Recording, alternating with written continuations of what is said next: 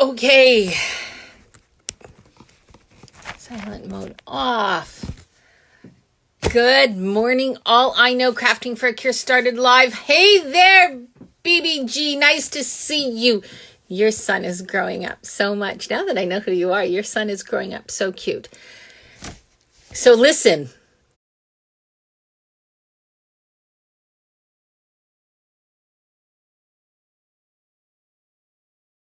So listen. Today,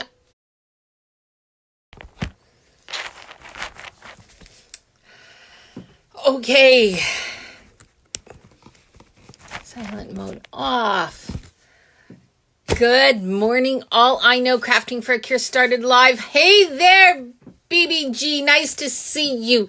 Your son is growing up so much. Now that I know who you are, your son is growing up so cute. So listen, today I got on literally 3 minutes before I'm sure my guest is going to come on.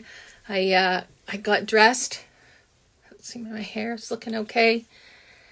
I'm wearing gold, a little bit of gold and black, because this guest, this David, is golden in my eyes. I'm going to tell you, I think as soon as I meet him, I'm probably going to lose it and cry, because really and truly, totally humbled that this gentleman wants to be on my live. He's the managing partner for a company called BDP Holdings in New Jersey. It's a multi-billion-dollar company. I mean, so now I understand why he did what he did, but there's so many other companies out there that are just like him that did not do what he did. And I mean, I think this is the first person I've ever met that's done it for all of their tenants. Not one, not two, but hundreds. Over $50,000 worth for 3 months. Just unbelievably amazing. So for that reason, bear with me if I get emotional. I'm going to apologize now and want to show you all that I'm feeling golden with my little bit of gold jacket on. Yes, feeling golden for the golden moment. I know I started 3 minutes before. So I hope everyone's enjoying it. Hey, BBG, thank you so much. What's been one of your favorite guests you've watched so far? Do you mind me asking you? I'm just asking her, what is one of her favorite guests or favorite things she's enjoyed from watching the show? I'd love anybody to comment on what they've enjoyed and been inspired about. Sorry, itchy nose, feeling emotional. Really and truly, I just so excited about this interview. My notes, you know, I have notes when it's serious companies. My bios, like really, he's,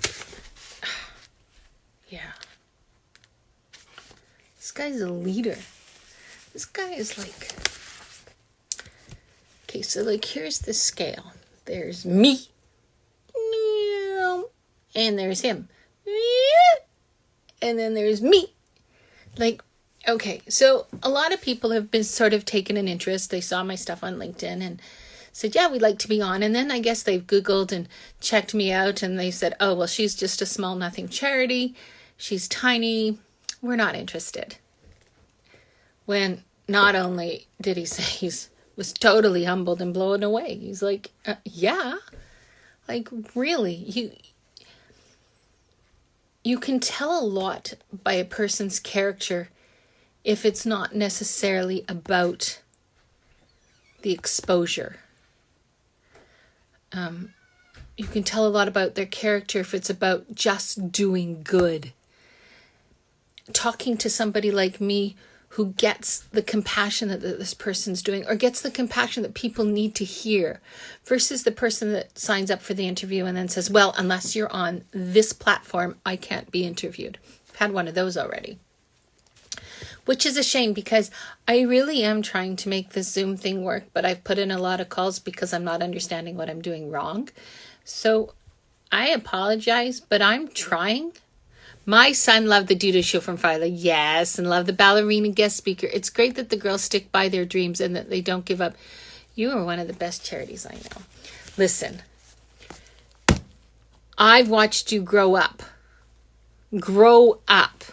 literally, and knowing where you came from and how little you were when you used to walk to school to the amazing mom you've become today truly inspires me. So I love when I see success stories of kids I watched grow. So I think you're pretty amazing too, BBG. I've known you my whole life. Yes, that's what I said. I've known you since you walked to school, and I used to say, are you going to be late? No, it's okay. All right, just get to school. To the girl that's become a mom, and an amazing mom at that. Really and truly amazing. I've seen a few pictures of your son on the line, and he looks so cute. So yeah. Oh, look, there's Olivia Patakis. Love this one. Olivia, hope you're doing well and enjoying the physical distancing. I know. I hope audition season, you're starting to submit again. It sounds like for the ballerinas, it sort of sounds like some areas are starting to take submissions. I think. I could be wrong. I don't know. I really hope so. Then we've got, a Crystal Ox joined. Hi, Crystal Ox.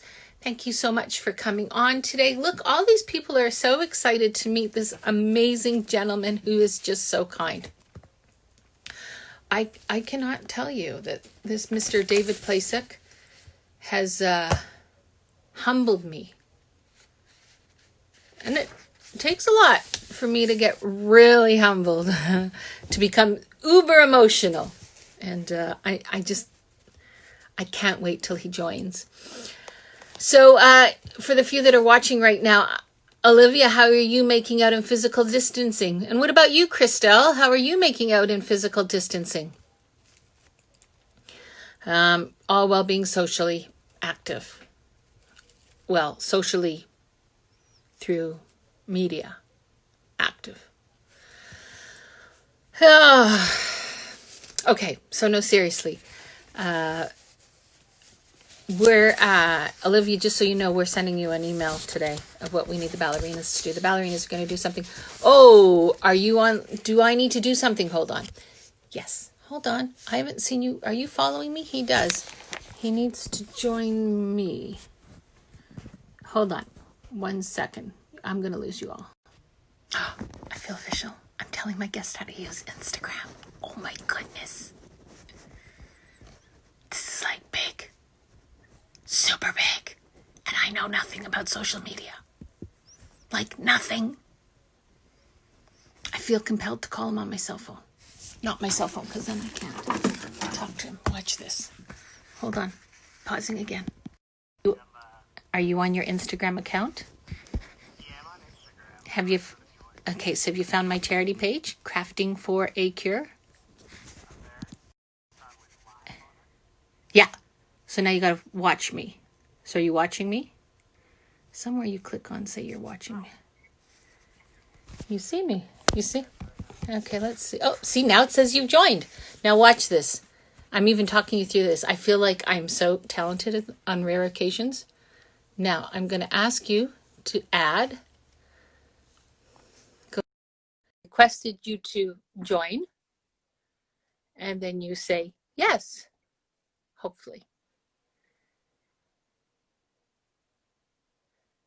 Connecting. And now I'm hanging up. Perfect. Whoa! I don't know if you heard. I was like busy bragging about you for the last 5 minutes. I did not, but I appreciate it. All I've done. I've bragged about you this whole week. You've been my exciting interview. Can you see me okay? Yeah, I'm just adjusting my volume. Okay. So what's going to happen is, because I'm having issues with trying to figure out the Zoom world. I know, see, because you're a business person, you got Zoom down pat. I hadn't heard of Zoom until about 3 or 4 weeks ago. So. And with most technology, my wife and my kids, who are 4, 6, and 7, showed me how to use it. So this is my Oh, first time on Instagram. well, welcome to the world of Instagram. Yeah, It's a appreciate it's a whole other ball game, just so you know. it. I know, I know. So Now I've got something to do in my free time. yeah, you can post all your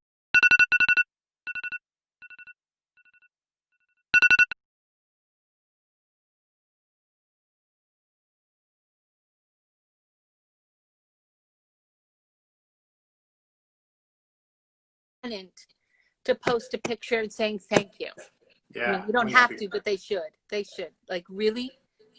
Okay. So I want to start off with how I normally start off with. I'm a little crazy. My name's Pamela, and I'm from Crafting for a Cure. And now I know normally I do all this charity stuff, but now we're about bringing smiles to people because that's kind of what people need. And I Yeah. have with me the most humbling man I have met during this entire time.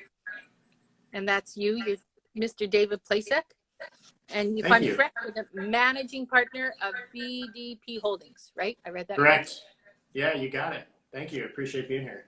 Yeah, everyone said to me, "How did I get you?" Because you're like way up here on the totem pole, and I'm like way down here in the totem pole. And everyone's like, "So how did you find him?" And I said, "I kind of stalked him." Yeah. Yeah. No, that's I appreciate you reaching out. I don't think I'm way up here. I think I'm down here as well. But Oh, certainly no. in the last week, somehow my popularity has grown thousands fold, which has been a little overwhelming. But nice to get the message out. So we're happy to spread the I good word of what we think others should be doing right now. I Bill Ritter from ABC Be Kind, you know, his program that he does on ABC 7 New York. They're the ones that posted your program, what you did. So for Oh anybody wow, that doesn't, but that's how I found you. Just got it. so let's start with how I found you. And then everyone's like, but can you please explain to everybody what the good thing you did that has got me all emotional now already? Yeah, certainly. So it was mid-March. Just had the idea that we would give our tenants and the properties that we own free rent for. It started with 2 months. So I think it was March 18th. I sent all of our tenants, residential tenants and commercial tenants, an email letting them know that April and May were effectively on the house. We weren't going to ask them to pay us back at any point in time. It was everyone's going through a difficult situation. Regardless of your situation, employed, unemployed, whatever it might be, you're going to get free rent for the next 2 months. About last week, or maybe it's been 2 or 3 weeks now, the beginning of April, we included June because we don't know when the uncertainty is going to end. We were capable of doing this for our tenants. I don't think it's something all property owners are in a position to do. I don't necessarily think they should be obligated to do it either, but this was a great thing we could do. And we asked our tenants, if you can, pay it forward. We're big believers in what is known as stakeholder capitalism, which is, me and my investors are not the end all be all. We don't need every last dollar out of everything to make us better. I don't think it makes anyone better. We're believers in stakeholder capitalism, which is everybody that's a member of our community that touches our properties, our customers. We refer to our customers or tenants as customers. They all matter, and they're all very important components to what we do. Having them be successful aids in our success. So we're big believers in all that. We ask our tenants, if you can, pay this forward. Go order takeout from some of the restaurants that are trying to get through these tough times. Go buy gift cards for the retail shops in town that are closed and scrambling to sell things online right now, or go make a donation to the food bank in town that we have that serves a number of communities, not just our own, and pay it forward. And hopefully them paying it forward, us paying it forward to them, it starts to spread, and you start finding that working as a team, working together, everybody survives this. And I'm a big believer right now. It's about everybody surviving this. It's not who's going to do better on the other side. It's, hey, let's all get through it. And that's going to make it better for everybody once we get to the other side. Yep. See, there you go. Waterworks. Just telling you, you got me all emotional. Listen, seriously, I didn't realize it included commercial. Just so you know, I thought it was just your apartments, and now you're telling me you did it for commercial? That, Yeah, like, wow.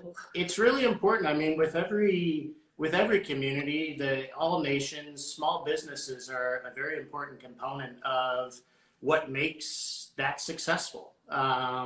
And so many in the U.S. businesses are small businesses, and we certainly have had a large stimulus package and are getting another one, I think, from our government to help small businesses through this. But my wife and I have been small business owners. We've opened and closed a couple of restaurants because they're very hard businesses to maintain and drive business to and everything else. So keeping small businesses alive right now is critically important. And I think, not just for somebody to have a roof over their head where they live, but a business needs to keep the roof over its head as well. In addition to payroll, rent's usually the largest line item that a business has. And if we can provide a few months of free rent and those business owners can use that money to stay afloat, I think that's better for everybody. More businesses that, are going to make it through this, the better off we all are. So yeah, we included everybody. Nobody got left out. I'm speechless. Like, I respect that not every landlord can, truth be told, afford to do what you've done. Sure. You've gone above and beyond what I'm aware of any landlord in North America. Tell me another one did what you did, and I will gladly stalk them and have them on. I definitely think there's others. I'm not alone. Somehow, my face for radio got picked up by the governor and kind of spread like wildfire. But there's others in our community that I've heard of that have been giving free rent to their tenants. There's a gentleman in Brooklyn, New York. I think he waived April rent he had 50 or 60 residential tenants. There's definitely some goodwill and generous offers out there from property owners to their tenants that are being made. I'm not alone. I'm happy to hear that. And I don't normally discuss negative on this channel. Unfortunately, having a daughter who lives in New York and is now, I found out where she is because she's not in Manhattan right now. She's in Red Bank. Is that near you? It's not far. We have friends in Red Bank, so. Okay, that's where she is, and she's safe right now. So that's all I really care about, her being safe. Yeah, no, that's good to hear. But just so you know, we're dealing with the opposite in New York. And I don't normally would say this, but I have got a landlord saying, we're charging you late fees. We're going to charge you. We're going to evict you. And I've had to say to them, but you can't evict me and you can't charge me late fees. These are all part of, and they're like, well, we're not listening. Right. So when I hear the goodness, it just outweighs all the negative in I feel like a breath of light by you. That's all. And I think that's why this story resonated so well with so many, is it is kind of a breath of fresh air, and it is a ray of sunshine in an otherwise dark and gloomy, forecast. And I think landlords, property owners can do better. I mean, if you're in a dire situation as a property owner, that certainly is understandable, but have a dialogue with your tenants, whether they're residential or commercial. Yeah. I can't imagine how it's a detriment going through this in the aftermath of all this to work something out with your tenants to keep tenancy. I mean, for us, it's been amazing. We've had businesses reach out and individuals reach out saying, hey, I want to live in your building and pay you rent when my lease expires rather than go to someone else. I mean, never in a million years did we imagine any of this would have happened. But I think from our perspective, this is great business. I mean, it's good to put humanity over economy in our minds. It's not necessarily a question of one versus the other. I think if you put humanity first, the economy follows. It's not a bad thing. Yeah. No, I'm humbled by what you're doing. Okay. I got to try to take 3 steps back before I get really emotional. So let me start with, you didn't start doing this first. You worked for Ernst & Young, right? In Irvine, right. California. That's right. Yeah. My former life. Your former life, long before. And then I'm even more excited. You did Ernst & Young in Sydney, Australia? That's right. Yeah. So I was born and raised in Southern California and went to school in LA. I was born in Orange County. And went to school in LA, went back to Orange County working for Ernst & Young. and then really didn't enjoy the work being an auditor. Oh, A wow. friend of mine, yeah, a friend of mine from San Diego called me one day and said, "Hey, you want to move somewhere else?" And we decided we'd try New York City. So we transferred with Ernst and Young, which was a great experience. And then once in New York, Ernst and Young had these incredible opportunities if you applied and were selected to go to other parts of the world and work for them. So I was lucky to go to Sydney, Australia. Met one of my best friends who's from London, who was my flatmate while I lived in Sydney. Still a guy I talk to, every couple of weeks. He's still with Ernst and Young now, a partner, and it was a great experience. Came back to New York City, and by this time realized I wanted to start working on the front end of a business rather than being with a consultancy or an advisory group like Ernst and Young. So went to work for a large, multi-billion-dollar real estate investment company, and really cut my teeth there and learned the ins and outs of the business, on the front lines. And now you are at where you're at because of that.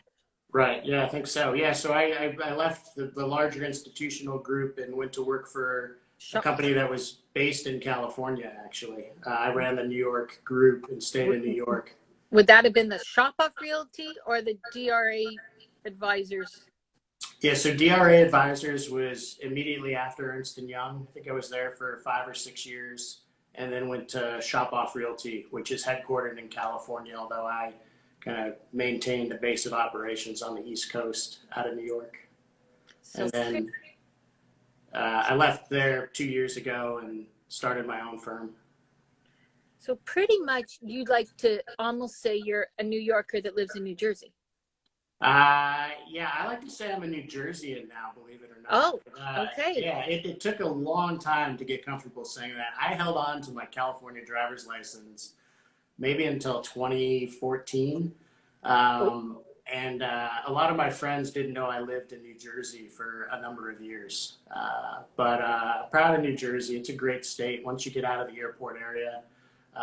It's a beautiful state. They call it the Garden State for a reason. There's so much greenery. Again, once you get out of the Newark area and you can, see some of the just beautiful mountains that we have, and it's a great place to live. There's seasons out here, which I didn't have growing up in Southern California, which always excites me. I know that Naomi, she lives in what I call we rent airspace in Manhattan, right? That's what you do with a bunch of roommates for school. And then now that she's in New Jersey, she takes pictures. Oh, she's actually just joined. She takes pictures and says, "Look, Mom, there's grass, there's green, there's trees." And I said, "Well, could you?" She said, "I could live in New Jersey. This is like, wait, it's just more family based versus the industrial constantly going." That's exactly right. Now, see, if you can.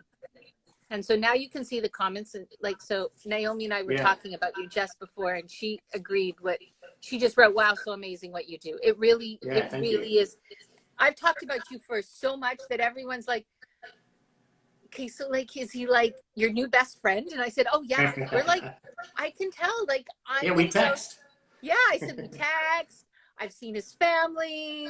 I've almost had Shabbos with your family because I saw the little." Right.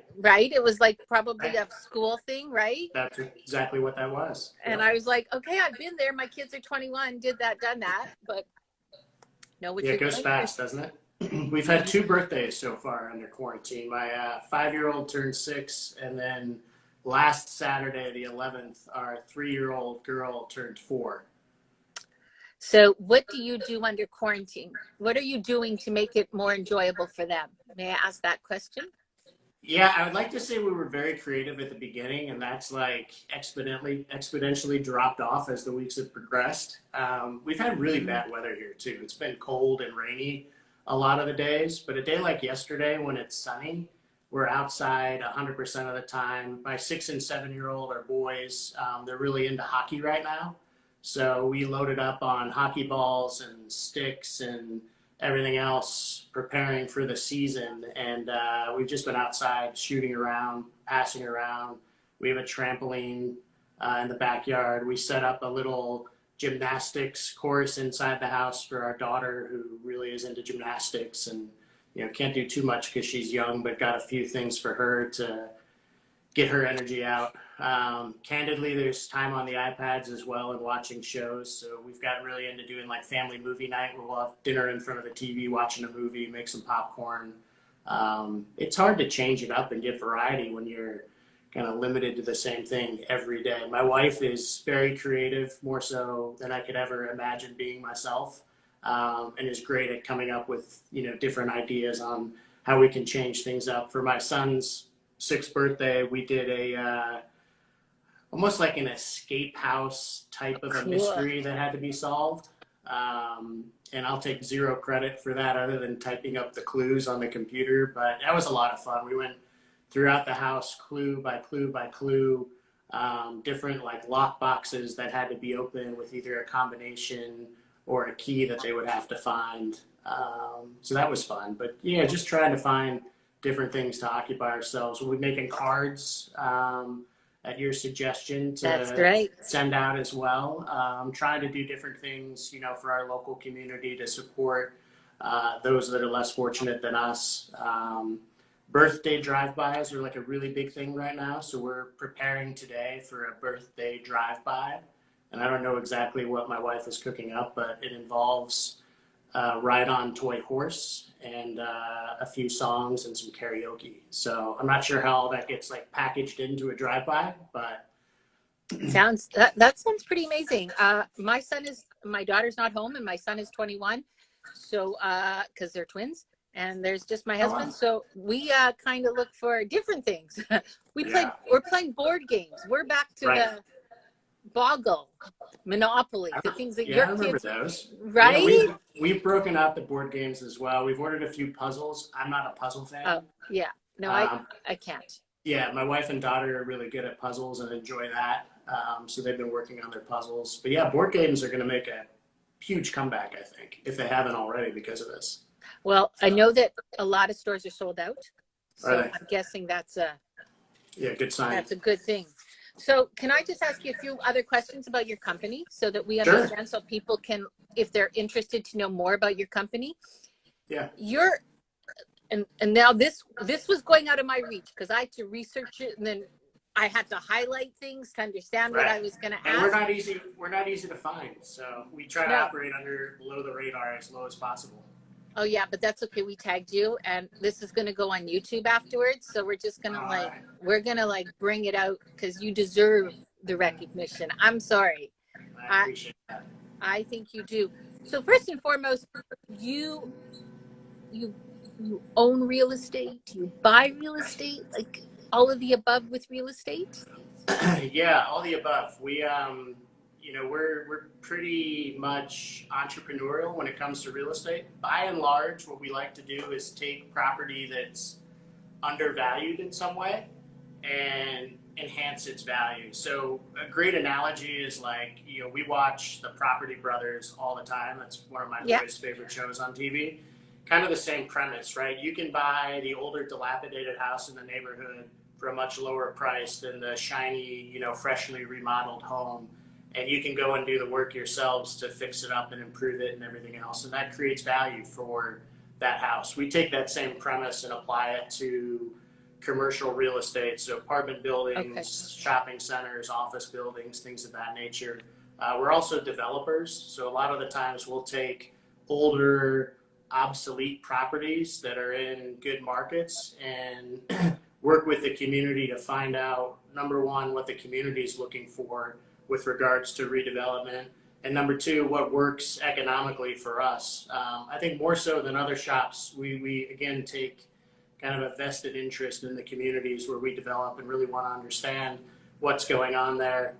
Certainly not everybody in the community is appreciative of that, but we like to get a sense of place before we start any project and really understand how we can contribute and be, positively impacting those communities. And then anything and everything in between, we're always happy to look at. And like I said, we take an entrepreneurial approach to real estate. And if there's something intriguing and it provides an opportunity for us to, make a good investment, do good in the community, and learn something new, we're always open to that.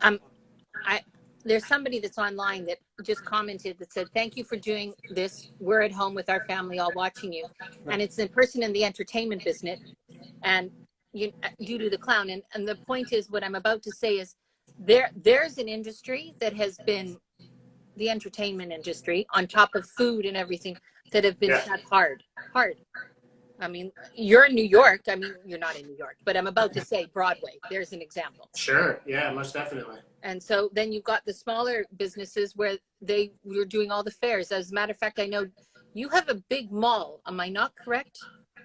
Or is that we don't. I mean, I've owned in the past. We don't have any right now. I meant New Jersey has a big mall. Oh, yes. So just outside of New York City, next to the Meadowlands, which is where the New York Giants and Jets play, there's the American Dream. That's probably been 20 years in the making. I mean, it was started in the late 90s.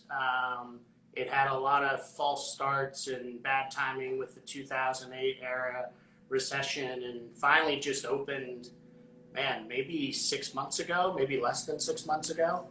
So here's an example. This clown was supposedly like he was supposed to go down there. That's the reality. He was one of the people that goes and does entertainment even there. Okay. And so he now, everything's been shut. So all these people that also depend upon doing all those things. So if you have friends that do birthday parties, something that I can also recommend is looking up your local, or I'm selfish, go to Judy the Clown and punch on them and say, hey, do you want to book a clown to come and do magic, or a magician come and that's great. Like that's how they're trying to survive. I mean, we all just think you should. Do you invest only in Jersey, or you're all across the US now? So right now we only have property in New Jersey. We like to focus kind of in the New York, New Jersey, Pennsylvania, Connecticut areas. Selfishly, I've traveled for a vast majority of my career, and now that my kids are at the ages that they are, I don't want to get on a plane very often.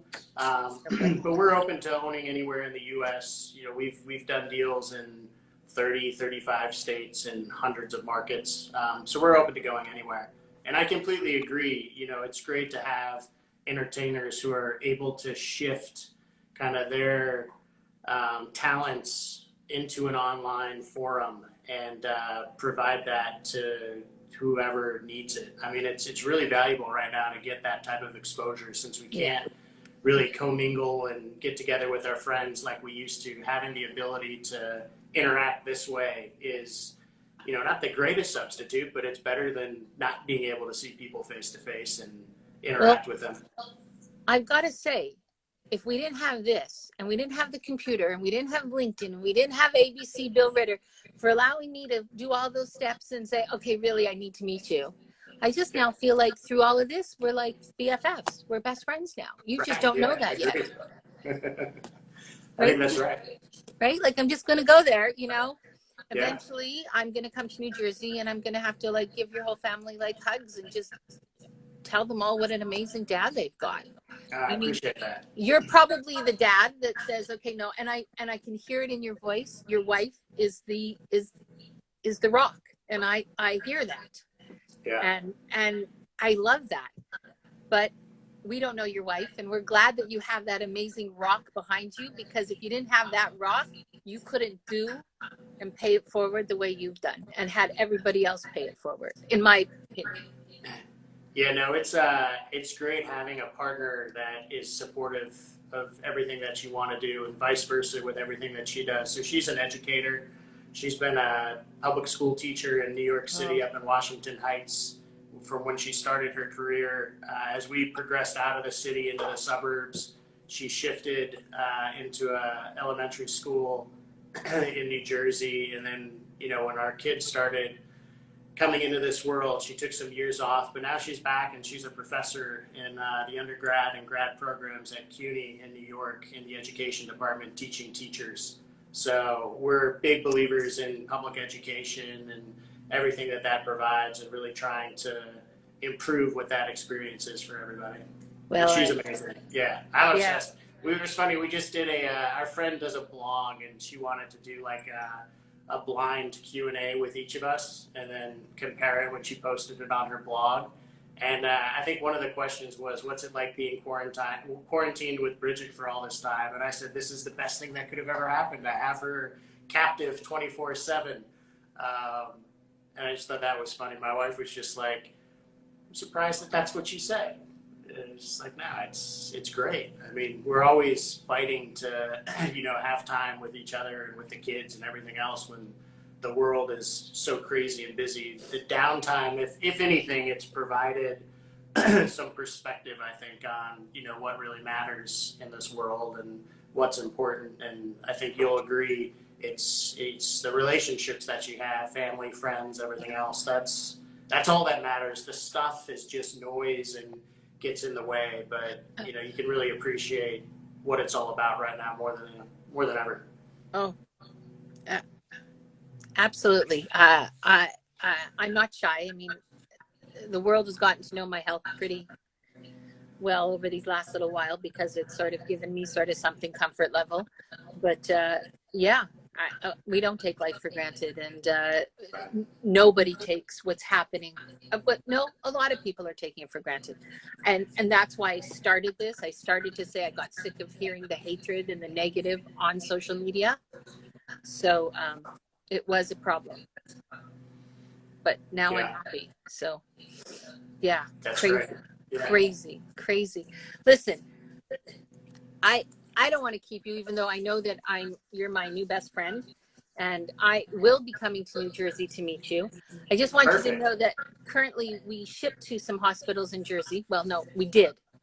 I explained prior to all of this, we did ship to over 40 hospitals in the US and over 50 in Canada and a few other countries. And one of the ones we work with closely is in Israel. The reality is, unfortunately, we were supposed to have our largest gala and it didn't happen. So my charity has only said, unfortunately, we're not shipping. But when the time has come that we can afford to ship again, we will be back. And then I'm going to make sure I personally come to your local hospital, do a delivery, and we'll make sure some of our ballerinas come out there and perform as well, because I know that your family is very into, I heard education, but art related initiatives. So that must 100%. mean you're also into the arts. And we are. The arts is, are you close to the New Jersey Ballet Company? Are you involved with, do you like the ballet? Let's go with arts ballet. So to answer your question, honestly, I've been to the ballet twice, maybe 3 times, and it's always a great experience when I go. It's a little hard to convince me to get there. My wife and daughter are huge fans. So my daughter, who's now 4, loves doing ballet. In fact, her and I were doing a little ballet class a couple weeks ago that was on TV. So you there was an opportunity for you to see me doing ballet, which definitely would have been a treat.